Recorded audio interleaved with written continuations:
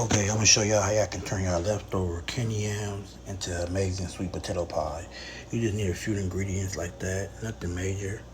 And I'm gonna show y'all. You add the candy yams into your blender. Just a second. So you got them in your blender. You wanna add some butter flavoring.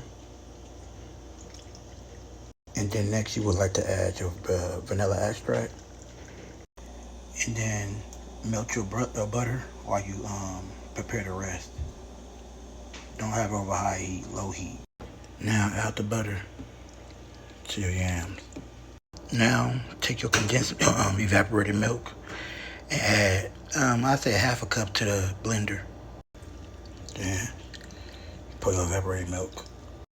So crack in a total of 4 eggs into your mix. Add everything to the blender. Remember that everything in the blender. Now add a little bit more sugar and spices. Lock it. And then while your yams is blending up, preheat your crust for like 5 to 6 minutes. Keep it nice and beige, not dark, because it still gotta cook. You just don't want the bottom too doughy. It should look after 10 minutes nice and smooth.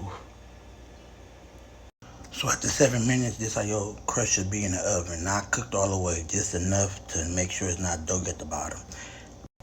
Take your sweet potato filling, pull it into your crust. Now your pie is ready for the oven. Bake this probably at 350 for 45 to an hour. Let it chill for an hour to 2.